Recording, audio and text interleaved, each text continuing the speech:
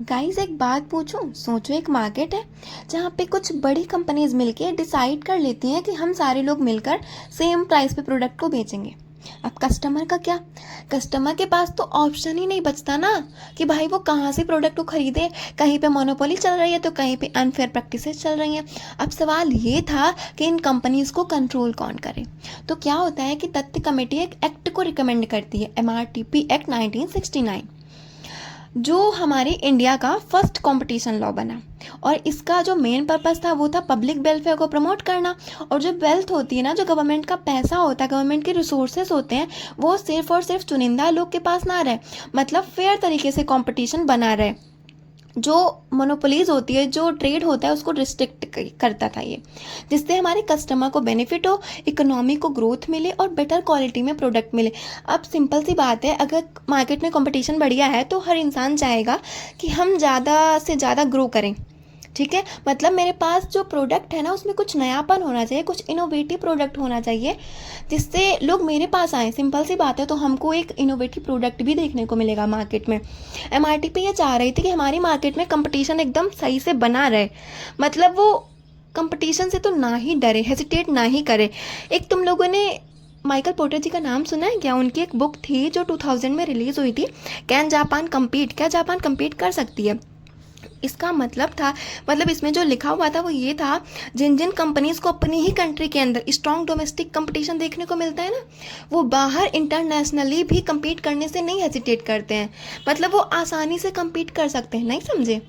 चलो मैं घरेलू एग्जाम्पल से बताती हूँ। जिन घरों में सिबलिंग्स होते हैं, जो हमारे कजिन्स होते हैं, ऑफकोर्स हम लोगों में झगड़ा होता है, मारा तोड़ी हो जाती है, तो अगर वो इंसान घर के अंदर लड़ने में, घर के अंदर अपनी बात रखने में नहीं हेजिटेट कर रहा है, तो 99% चांस बन जाता है कि वो बाहर भी अपनी बात रखने में हेजिटेट नहीं करेगा। समझ गए ना? MRTP में सब कुछ सही चल रहा था, लेकिन क्या था कि इसमें थोड़ी सी रिस्ट्रिक्शंस लगी हुई थी ना। मोनोपोलीज नहीं कर सकते, मोनोपोली को इन्होंने डोमेस्टिक वगैरह, ये जो होता है ना डोमिनेंट पोजीशन, इसको गलत बता दिया था। और पेनल्टीज़ वगैरह नहीं थी, प्रोविजंस वगैरह नहीं थे, और जो एडवोकेसी होता है ना, कोई एडवाइस देने के लिए, वो भी नहीं था। तो सबने सोचा 1991 आ रहा है, मतलब जो LPG पॉलिसी आई थी ना, लिबरलाइजेशन, प्राइवेटाइजेशन, ग्लोबलाइजेशन, तो जब ये आया तो जो फॉरेन कंट्री थी उनको एंट्री मिल गई हमारे यहाँ। बेटर क्वालिटी चाहिए होती भाई उन्हें, चॉइसेस चाहिए होती उन्हें। तो जो हमारा MRTP था वो आउटडेटेड सा लगने लगा, फेड होने लगा थोड़ा सा। तो लोगों ने सोचा कि चलो अब हम कोई दूसरा एक्ट बनाते हैं, इसे रिप्लेस कर देते हैं। तो फिर सिंगापुर में 1999 में एक कॉन्फ्रेंस हुई, जिसमें जो एक राघवन कमेटी बनाई गई। फिर राघवन कमेटी के रिकमेंडेशन पे कॉम्पिटिशन एक्ट 2002 आया, जो आ तो 2002 में गया था, लेकिन इसको जो पास किया गया, जो साइन हुए, जो एसेंट मिला प्रेसिडेंट का, वो 13 जनवरी 2003, 13 जनवरी 2003 को मिला। ठीक है, इतना हो गया। फिर उसके बाद में जो ये कंपटीशन एक्ट है ना, इसमें 3 चीज़ें बहुत इंपॉर्टेंट हैं। 3 सेक्शन जो है, सेक्शन 3, सेक्शन 4 और सेक्शन 6। जो सेक्शन 3 है ना, वो बात करता है एंटी कॉम्पिटिटिव एग्रीमेंट्स।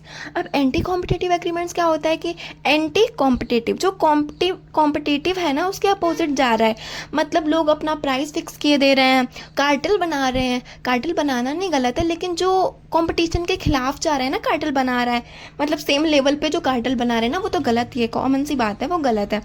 ये 2 टाइप के होते हैं, हॉरिजॉन्टल और वर्टिकल। अब मैं इनके टाइप्स बाद में बताती हूँ, पहले सेक्शन 4 पे आते हैं। सेक्शन 4 में क्या बोला गया? Abuse of dominant position. इन्होंने बोला डोमिनेंट पोजीशन होना गलत नहीं है। डोमिनेंट पोजीशन का मतलब होता है कोई एक बंदा डोमिनेंट पे है, टॉप पे है, जियो। डोमिनेंट पोजीशन होना गलत नहीं है, लेकिन अगर तुम उसका एब्यूज, अगर उसका इस्तेमाल गलत कर रहे हो ना, तो हाँ वो गलत है। उसके बाद में सेक्शन 6 में क्या बोला गया? रेगुलेट्स कॉम्बिनेशन, मतलब जो कॉम्बिनेशन है, जो हम लोग मर्जर एक्विजिशन कर लेते हैं ना, वो ये हो रहा था यहाँ पर। अवॉइड कैसे हो रहा था? जो बड़ी कंपनियां हो रही थी ना, वो छोटी कंपनी को खा जा रही थी। खा जा रही मतलब एक्वायर कर रही थी, मर्जर कर ले रही थी, तो छोटी कंपनियों का अस्तित्व ही खत्म हो जा रहा था ना। तो इसलिए इन्होंने बोला कि कुछ लिमिट्स रख दी CCI ने, कि हमसे परमिशन लेनी पड़ेगी, उसके बाद तुम मर्जर एक्विजिशन कर सकते हो। अब CCI क्या है? CCI यहाँ पर इनकी सुप्रीम बॉडी है, कंपटीशन कमीशन ऑफ इंडिया। इनकी सुप्रीम बॉडी है, जो कुछ लॉ निकालती है, कुछ रूल्स निकालती है इनके लिए, और सब कुछ इसमें देखती है। जो CCI है ना, अब हम इसका एक एग्जांपल बताते हैं। उन्होंने एक लिमिट क्या रखी थी? जैसे अगर तुम्हारी लिमिट, तुम्हारा जो डील प्राइस है ना, तुम एक्वायर जिसे करना चाह रहे हो उसका 2000 करोड़ से ऊपर है, 2000 करोड़ से अगर ऊपर है तो क्या करोगे? अगर तुम जिस कंपनी को एक्वायर करना चाह रहे हो वो 2000 करोड़ से ऊपर है उसका डील प्राइस, मतलब जो तुमने डील प्राइस रखा है ना वो 2000 करोड़ से ऊपर है ना, तो तुम्हें सीसीआई से परमिशन लेनी पड़ेगी। और तुम्हें सीसीआई 150 दिन के अंदर, 150 डेज के अंदर जवाब देगा कि तुम एक्वायर कर सकते हो नहीं कर सकते हो। ओके, अगर वो जवाब नहीं दे रहा है ना तो तुम्हें डीम्ड अप्रूवल समझ जाओगे, मतलब तुम समझ जाओगे सीसीआई को कोई भी आपत्ति नहीं है, तुम अब कर सकते हो एक्विजिशन वगैरह।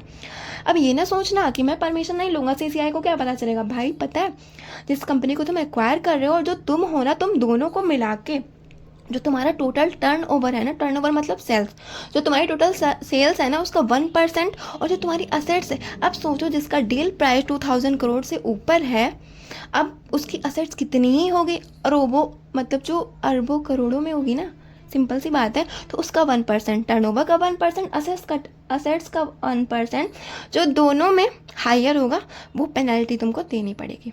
ओके, अब देख लेते हैं जो सीसीआई है ना, अगर तुम सीसीआई से खुश नहीं हो कि नहीं ये गलत बता रहा है, पेनल्टी हम नहीं दे पाएंगे, इतना गलत झूठ बोल रहा है, तो तुम कहाँ जा सकते हो? कॉम्पैट में। कॉम्पैट 2007 में आया था, इसका मतलब है कॉम्पिटिशन अपीलेट ट्रिब्यूनल।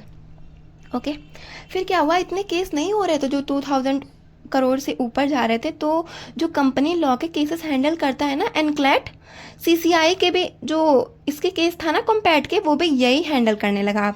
लेकिन अगर तुम एनक्लैट से भी खुश नहीं हो तो तुम इससे ऊपर बॉडी भी जा सकते हो, सुप्रीम कोर्ट में। ओके, इतना हो गया। उसके बाद में आते हैं हम लोग एंटी कॉम्पिटेटिव एग्रीमेंट्स पे। उसके टाइप्स तो हम लोग देखे थे ना, हॉरिजॉन्टल और वर्टिकल। हॉरिजॉन्टल का मतलब होता है अगर तुम सेम लेवल पे कार्टेल बना रहे हो। सेम लेवल का मतलब मैन्युफैक्चरर अगर डील कर ले, सप्लायर कर ले, रिटेलर कर ले, सेम लेवल, सैमसंग और एप्पल ने कर ली डील। ओके, उसे बोलते हैं हॉरिजॉन्टल। वर्टिकल में क्या होता है, अगर सप्लायर और मैन्युफैक्चरर ने कर ली, सप्लायर और रिटेलर ने, डिस्ट्रीब्यूटर ने कर ली, ऐसे। ओके, वर्टिकल लेवल पे। ठीक है, अब जो हॉरिजॉन्टल वर्टिकल के टाइप्स होते हैं वो देखना जरा। हॉरिजॉन्टल में क्या आएगा? प्राइस फिक्सिंग एग्रीमेंट, इंपॉर्टेंट है। प्राइस फिक्सिंग एग्रीमेंट मतलब तुम दोनों ने प्राइस फिक्स कर लिया। ओके, सेम प्राइस रख रहे हो, तुम चार्ज सेम प्राइस पे कर रहे हो। दूसरा आता है फैसिलिटेटिंग प्रैक्टिसेस। फैसिलिटी का मतलब है तुम फैसिलिटी दे रहे हो उसको, भाई अपनी इन्फॉर्मेशन शेयर कर रहे हो, डिस्कस कर रहे हो, मैं आगे डिस्काउंट दूंगा, तुम भी दे देना। ओके, तो हमारा कंपटीशन नहीं हो पाएगा। फिर आता है मेरा क्वाइट लाइफ एग्रीमेंट, मतलब बोल देते हैं एग्रेशन का मामला ही नहीं है भाई, तुम भी आराम से जियो, हम भी आराम से जीते हैं, जियो और जीनो दो टाइप का, कंपटीशन खत्म कर रहे हैं लोग ना। फिर आता है मेरा ग्रुप बाइकॉट, इसमें साथ में मिलके दोनों बाइकॉट कर लेते, भाई इसको ना माल देना है ना लेना है। ओके ना, मतलब हमें बेचना ही नहीं है इनको। ठीक है, ट्रेड एसोसिएशन, वैसे तो ट्रेड एसोसिएशन ठीक होता है, लेकिन कुछ केसेस में ना ये लोग गलत यूज़ कर लेते हैं, जिससे हमारा वो नहीं एडवर्स इफेक्ट पड़ जाता है हमारा एंटी कॉम्पिटिटिव पे, तो वो होता है। फिर वर्टिकल में क्या क्या आता है? Tie in agreement. Tie in agreement का मतलब होता है कि टाई अप, सुना है ना, टाई अप कर लिया दोनों ने। ऐसे ही होता है कि एग्जांपल देखो, अगर तुमने प्रिंटर यहाँ से खरीदा ना, अगर तुम प्रिंटर मेरे से ले रहे हो तो मेरी ही इंक यूज़ करोगे, मेरा ही कार्टेज यूज़ करोगे। ओके, ये एक्सक्लूसिव डीलिंग। एक्सक्लूसिव डीलिंग और एक्सक्लूसिव डिस्ट्रीब्यूशन दोनों चॉइसेस को रिस्ट्रिक्ट कर देते हैं, मतलब तुम मेरा ही प्रोडक्ट बेच सकते हो सिर्फ, और किसी का नहीं। डिस्ट्रीब्यूटर का मतलब है, एक्सक्लूसिव डिस्ट्रीब्यूशन मतलब तुम मेरा ही प्रोडक्ट रखोगे और किसी मेरे कंपटीटर का नहीं रख सकते। रिफ्यूज़ल टू डील, इसका मतलब है मना ही कर दिया, मैं इसको गुड्स एंड सर्विसेज दूंगा ही नहीं, देना ही नहीं है, मैं नहीं बेचूंगा इसे। रिसेल प्राइस मेंटेनेंस, मैन्युफैक्चरर खुद बता रहा है उसको कि भाई तू इतने का ही बेचेगा, इससे मिनिमम जा ही नहीं सकता। गलत है यार, डिस्काउंट भी तो देना चाहिए ना। ठीक है, इतना हो गया, समझ में आ गया ना सब कुछ। अगर कोई डाउट हो तो मुझे कमेंट करके जरूर बताना। Thank you, bye bye.